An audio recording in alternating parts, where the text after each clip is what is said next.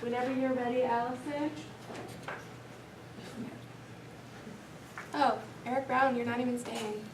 I have Class. a class at That's what everybody's I'm saying. gonna hover in the back Mm-hmm. and leave.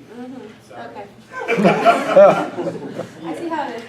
All right, well, good afternoon. Thank everyone for coming. I know it's, the last one on the last day, so it gets a little, like, oh, I gotta get done. But I hope that I'm gonna teach you some interesting information about genetically modified crops. But first of all, I wanted to thank my family for coming. I wouldn't be here without you. I'm gonna cry because I'm just so happy that you're here. Get it together. I really want to thank my two faculty mentors who unfortunately could not be here, but Deborah Rudisil is the professor of the practice in the English department.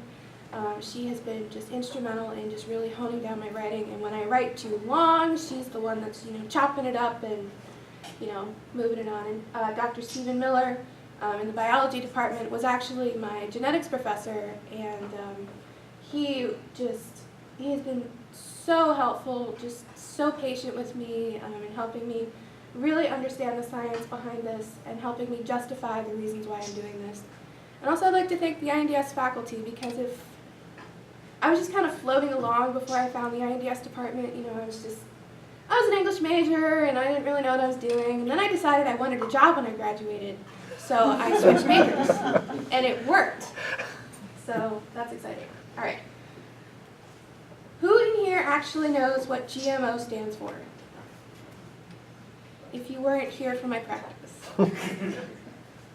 Okay, so you guys have a fairly okay, what does it mean? Genetically modified organisms. Thank you, I really appreciate that. A lot of people I spoke with actually did not know what GMO stood for. A lot of people that claimed that they had opinions on it had no idea what it meant. So if you look, this is what happens when you Google GMO. None of those things are real food. I mean, they're photoshopped. It's a Photoshop's dream. And then when I look up GMOs are, most of those are not good things. This right here, this slide, this and this are the justification for why I did this project. And the project that I did was I actually wrote what started out as a 2,000-word article turned into a 3,000-word article. But anyway, about exploring genetically modified organisms, why it's important that we discuss it, and just exploring the controversial issue that a lot of people think they know a lot about, but they really don't.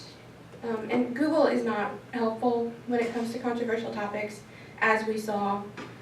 You don't really see much that goes toward the way of actually informing. Goes a lot of persuading, but there's not a lot of informing. So I went right to the source. And by going right to the source, I mean I talked to farmers, scientists, writers, activists, people who had an opinion on these issues. And I also talked to regular people just to see what they thought about it, because they're the ones who are going to be consuming these things. So when I say I went right to the source, I mean when I wrote this article, I didn't rely on what I found online. I incorporated real people, real facts, real opinions, and I made this feature article typical of something you'd see in the normal American magazine like The Atlantic, or maybe a feature in the New Yorker or the New York Times. And what I wanted it to do was to serve as a place for people to delve deeper into this issue, because, like I said, people say they know what GMO stands for, and even if they do they really know how many GM crops are available? How much of their food is really genetically modified, and what does that even mean? So this article kind of served as a place for people to enter into the issue and really figure out how they can, look into their own minds and find out what's important to them. And the theory that kind of guided me through this was something called social representations theory by O'Connor and Jaffe. They actually had this theory that scientific knowledge, things that scientists figure out, research that comes in these journal articles, when it goes to the public, it has to go through a filter. and the way it gets to the public is through the media. Unfortunately, science to the public is not linear. It goes in and it kind of like moves around, and it's not really that straightforward anymore. It becomes not just the information, but it goes through the filter of the culture, the politics, the preconceptions, and the expectations of the people who are in the culture that the science is describing. And of course, the primary disciplines that I use obviously are genetics, just to find out how they're created, how much safety and environmental testing is going on, and whether there is a scientific consensus on their safety and safety for the environment, and also what does the consensus actually mean. And then I also used the principles in journalism, just communicating science and avoiding sensationalism, and just the idea of a writer having to understand their audience to be able to explain what's going on. So in the feature, I actually did a first-person piece, which a lot of people would think isn't real journalism.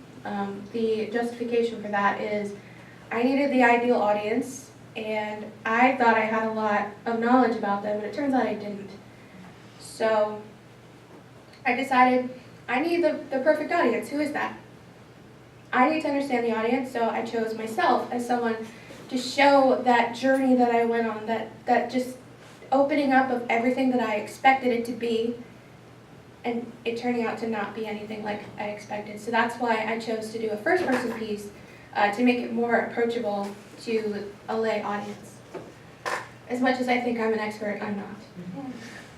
So I used the following interdisciplinary strategies. We're going to go through all of them in detail as I describe how I did the project itself.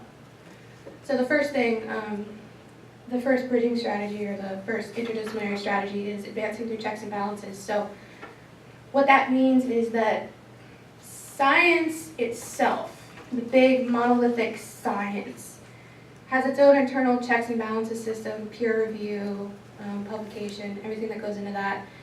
Researchers have their own way of keeping each other accountable.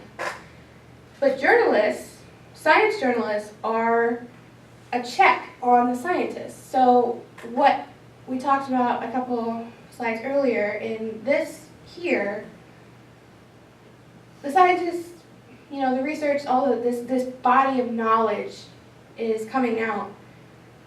And journalists are serving as a check on the science to communicate it to people, because when it comes out of an article, I have no idea what it's saying. When it comes to the media, I might not have, the detailed knowledge that came from the article, but I do have what it means to me. Why do I care about the research that's coming out? So that is why this kind of writing is so important, because there's a lot of really nuanced and detailed work going on that we all need to care about, because we're all consuming these foods. But we need to figure out what it means to us, and that is what I did in this feature. The next strategy that I used was to build complex multi-causal explanations, because I learned that GMOs are not as straightforward as I would like them to be.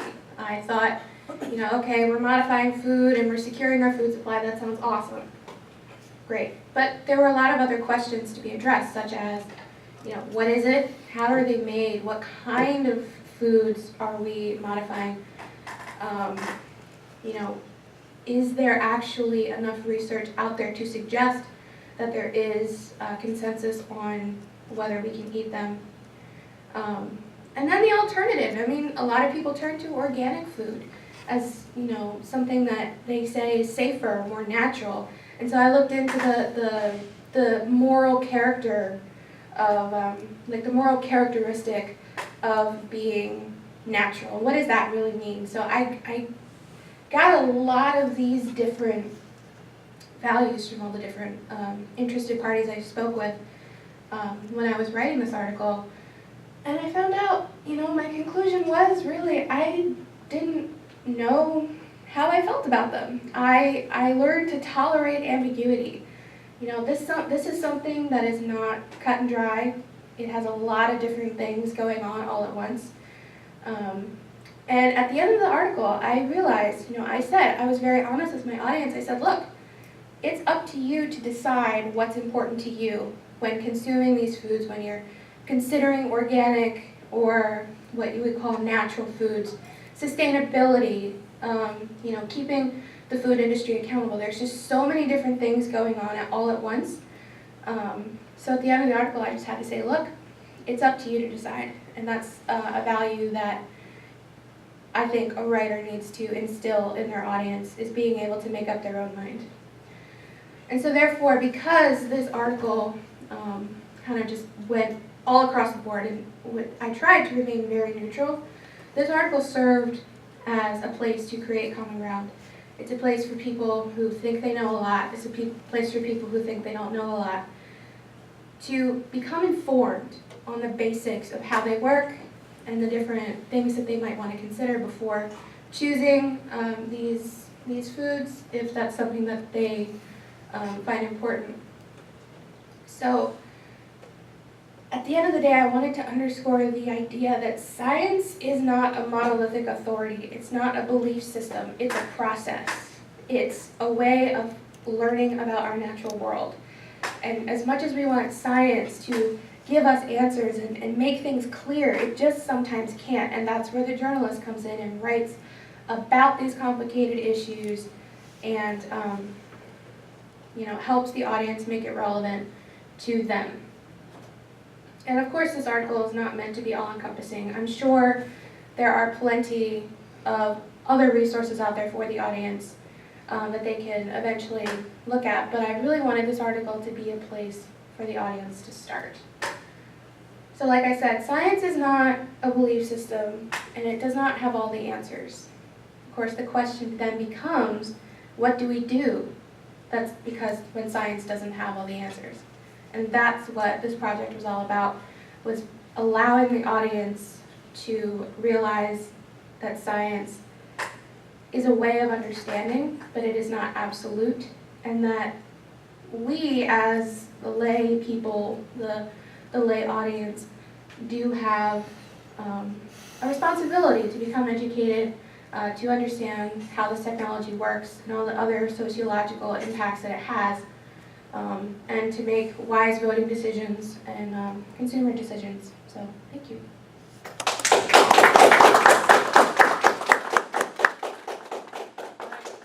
Questions for Allison? Yes. Do you think it's always the role of the science writer to be neutral and to say, I'm just going to lay it out here for you to make your own decisions? I think it depends on what you're talking about, because if we're talking about human-induced climate change, when there is a demonstrated consensus where scientists are saying, yes, climate change is real and that humans are making it happen faster, then yes, there's no place for someone to say, well, let's take a step back, because there's no one that's going to rationally argue that that's not true. But when there's something that has a lot of ambiguity like this, that people are not really sure about, there is no scientific consensus on all aspects of this technology, and it's also a completely different issue, I think, because it has to do with an intuitive aversion to something that people think is unnatural. So if it's something that does not have a demonstrated consensus and it's kind of new and we don't really know what to think about it yet, then yes, I think it is the role of the science writer to step in and try to present all sides of the argument. Yes. This isn't really a question, but I think you make a really good point that people are just, not all people, a lot of people are just afraid of science. Yes. And I think the way that you talked about it going through that filter and coming out in these very simple, not always correct terms, I think the way you showed that was very good. Thank you. Yeah, I think it's not that people are afraid of science. I think it's just they want absolutes that just won't happen. I mean, Esther, you're a researcher. You know that what you think you're going to find is not always what you find. And then a lot of scientists have a hard time getting from academia and this big world of research and getting it out to the people who are actually going to be affected by it. So it's not so much people are afraid of science, I think, it's that we have a hard time tolerating nuance. And that's hard to communicate. Yes. So can you talk about a particular case study where people, let's say, rejected GMO food out of fear? Like, did you look at particular foods or case studies where this became a public issue? There was a controversial study that came out about some researcher found that butterflies were dying because they consumed the pollen that was on the milkweed near a cornfield. That study was, sensationalized, and it went in the media, and everybody was like, "Oh my goodness, we're all gonna die because it's killing the butterflies, and I don't have any butterflies to look at anymore." That study is not true whatsoever. It was, debunked. It's not valid research. They found out that the caterpillars that they were using, can't remember exactly what the